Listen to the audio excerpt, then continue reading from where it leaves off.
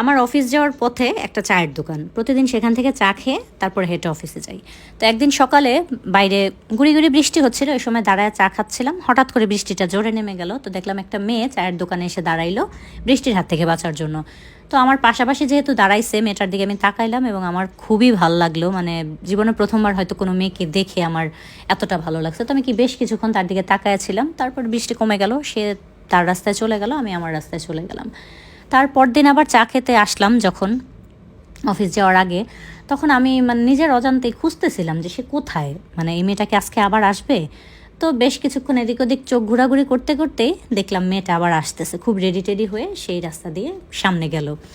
তো ওইটা দেখার পরে তো আমি ভাবলাম মনে হয় সে এই রাস্তা ধরে প্রতিদিনে যায়, তারও হয়তো এটা কাজের রাস্তা, এরকম চিন্তা ভাবনা করে তারপর থেকে প্রতিদিনে আমি ওখানে মানে অফিসে যাওয়ার সময় হয়ে গেল একটু দাঁড়াই যে তাকে দেখি একটু দেখা যায় কিনা। তো তাকে এরকম প্রতিদিন দেখতে দেখতে প্রায় 6 মাস কেটে গেল। 6 মাস শুধু আমি তাকে দেখেই যাচ্ছি এবং মানে নিজে নিজে একা তাকে ভালোবেসে পুরো জীবন তাকে নিয়ে সাজায় ফেলছি, এরকম একটা। তার সাথে কথাও হয় নাই বা সামনাসামনি তার সামনে আমি জানি না সে আদৌ কি আমাকে দেখছে নাকি, সেটাও আমি জানি না। তারপরে 5-6 মাস পরে আমার মনে হলো এই মেয়েটা এদিকে কোথায় যায় সেটা একটু দেখি। তো একদিন অফিসের একটু লেট করে পেছন পেছন গেলাম, পেছন পেছন যাওয়ার পরে দেখলাম 5 মিনিটের রাস্তা হাঁটার পরেই একটা কিন্ডারগার্টেন স্কুল। তো মেয়েটা ওই স্কুলে চাকরি করে, সে টিচার। তো আমি ওখানে গেলাম, সামনে যাওয়ার পরে যে স্কুলের যে দারোয়ান ছিল ওনাকে জিজ্ঞেস করলাম যে উনি কে। তো দারোয়ান আমাকে জানাইলো যে উনি স্কুলের টিচার। তারপর আমি জানতে পারলাম যে উনি স্কুলের টিচার। তো উনি যেহেতু স্কুলের টিচার তো প্রতিদিন এই রাস্তায় আসবে। তো আরও 6 মাস 7 মাস চলে গেল, এইভাবে তাকে আমি দেখলাম। তো 1 বছর 1.5 বছরের মাথায় মানে আমার মনে হলো যে তার সাথে একটু কথা বলে দেখি। তো আমিও দেখতেও ভালো ভালো জব করি, মোটামুটিভাবে আমি মানে বিয়ের জন্য যোগ্য পাত্র। তো খুব সাহস করে গেলাম সামনে জিজ্ঞেস করতে যে আপনাকে তো আমি 1 বছর যাবৎ দেখছি, আপনি কি আমাকে কখনো খেয়াল করছেন? তো সে আমাকে বলল যে প্রথম দিন যেদিন ওইখানে দাঁড়াইছি আমি, বৃষ্টির পানি পড়তেছিল, আপনি আমার দিকে তাকাইছিলেন, ওই দিনই আপনাকে আমি খেয়াল করছি, আপনি অনেক ছ্যাঁচড়া লোক, 1 বছর যাবৎ শুধু তাকায় থাকেন। সে আমাকে এটা বলে দিল। তো আমি প্রথমে তো খুব খুশি হয়ে গেলাম, আরে মেয়েটা আমাকে খেয়াল করছে। যাই হোক, তারপরে ওই দিন একটু কথা হইলো। তারপরে প্রায় আরও 15-20 দিন পরে মাঝে মাঝে টুকটাক কথা হইতো, কেমন আছেন, এইটুকুই। তারপরে 15-20 দিন 1 মাসের মাথায় তাকে আমি প্রপোজ করলাম। প্রপোজ করার পরে সে তার আঙ্গুলে একটা আংটি দেখাইলো, বলল আমি এঙ্গেজড, আমার বিয়ে ঠিক হয়ে গেছে। তো আপনি আজাইরা মানে আমার দিকে তাকাই থেকে আমার পেছনে হাইটা আপনার সময় নষ্ট করেন না।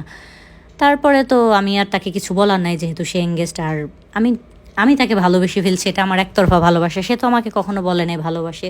তো এখানে আর কোনো কথা নেই। তারপরেও আমি মানে খুব কষ্ট পাইলাম বাসায় আসার পরে। 15-20 দিন আগে আগে চা খেয়ে চলে যেতাম যাতে তাকে আর দেখতে না হয়। এরকম করতে করতে নিজেকে আর সামলাতে পারলাম না। 15-20 দিন এরকম খুব কষ্ট করে নিজেকে সামলে রাখলাম, তার সামনাসামনি গেলাম না। তারপরে আবার গেলাম যে থাক একটু দেখি, দেখলে কি আমি বিয়ে করতে পারি আর না পারি বা আমাদের কোনো সম্পর্ক না হোক, তাকে আমি দেখলে আমার একটু ভালো লাগে, দেখি, সমস্যা নাই। তারপর আমি তাকে দেখি, এখন আর কেমন আছেনও জিজ্ঞেস করি না, শুধু দূর থেকে দেখে চলে যাই। তারপরে প্রায় খেয়াল করলাম সে আসে না, মানে সে ওই রাস্তা দিয়ে আর যাচ্ছে না, প্রায় 15-20 দিন হয়ে গেছে। তারপরে নিজের কাছে মনে হইতেছিল আরে কোথায় গেল মেয়েটা, একটু খোঁজ নিয়ে দেখি।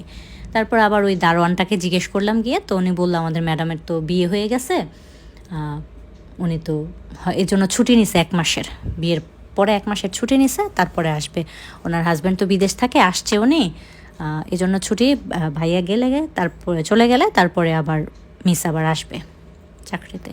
তো মনটা আরও ভেঙে গেল যে আরে তার বিয়েটাও হয়ে গেল। তারপর তার জন্য দোয়া করলাম, খুব খুশি ছিলাম, কিন্তু মন থেকে তাকে আমি খুবই ভালোবাসতাম।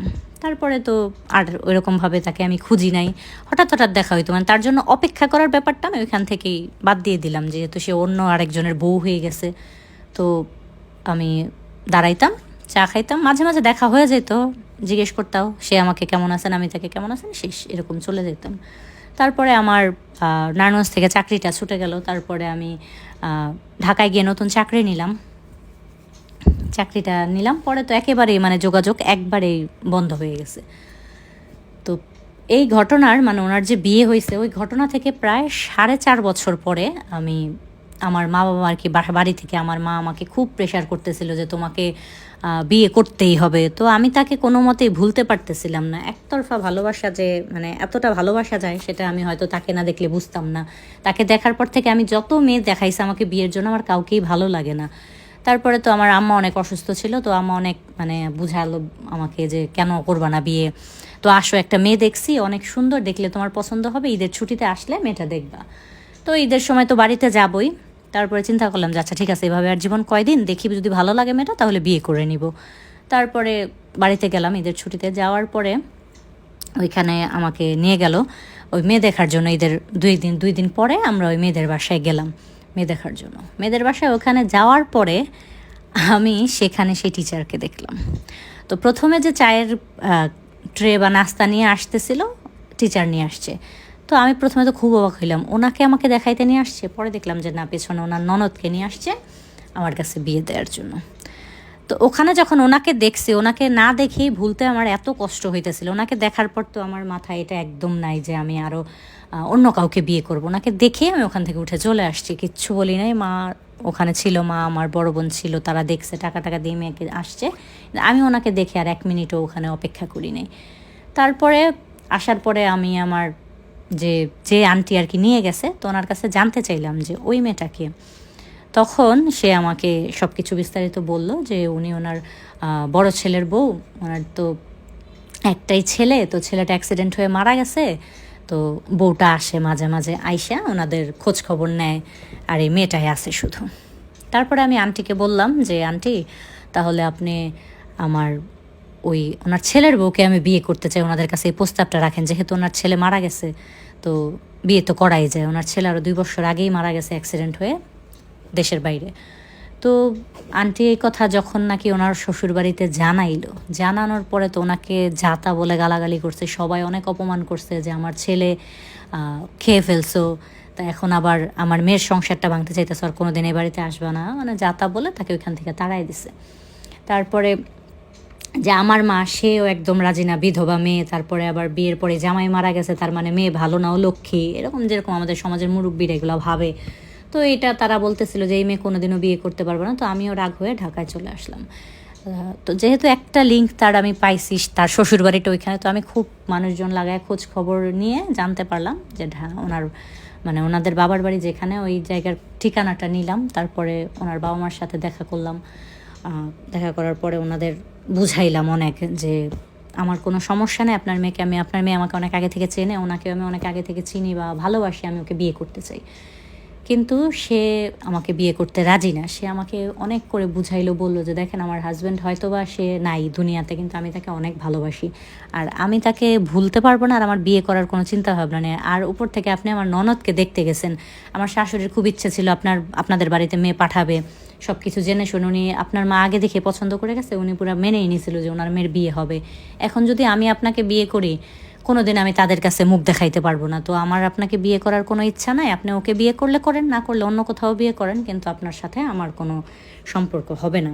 তো এটা সে আমাকে ক্লিয়ার করে দিল। কিন্তু তারপরেও আমি মানে ওখান থেকে ওনার বাবা মার সাথে দেখা করার পরে আজকে পর্যন্ত গত 1 বছর হয়ে গেছে আমি তার বাবা মার কাছে অনবরত যাচ্ছি, তাদের সাথে কথা বলছি। সেও তার বাবা মায়ের একমাত্র মেয়ে, তারাও চায় তার মেয়েটা ভালো থাক, কিন্তু তার মেয়ে চায় না। তাকে আমি অনেক বোঝানোর চেষ্টা করছি, আঙ্কেল আন্টি অনেক বুঝাচ্ছে, আমার মাকেও আমি একটু রাজি করাইছি। আর বাকিটা যদি মা রাজি নাও হয়, আমি একরকমভাবে মাকে মানায় নিব। এখন যদি সে রাজি হয় তাহলে হয়তো বা আমার ভালোবাসাটাও পূর্ণতা পাবে, কিন্তু তাকে রাজি করতে পারতেছি না। আমার জন্য একটু দোয়া করবেন আপু, যাতে সে রাজি হয়ে যায়। এরকম ছিল ভাইয়াটার গল্পটা। তো গল্পটা তো আমার কাছে বেশ মানে ভালোও লাগছে, আবার দুঃখজনক লাগছে আপুটার জন্য, আপুটার হাজব্যান্ডের জন্য। আপনাদের কেমন লাগলো অবশ্যই লাইক কমেন্ট করে জানাবেন, বেশি বেশি লাইক করবেন। আর অনেক তো ভুল ত্রুটি হয়েছে, ক্ষমা সুন্দর দৃষ্টিতে দেখবেন। সবাই পাশে থাকবেন, ভালো থাকবেন। আল্লাহ হাফেজ।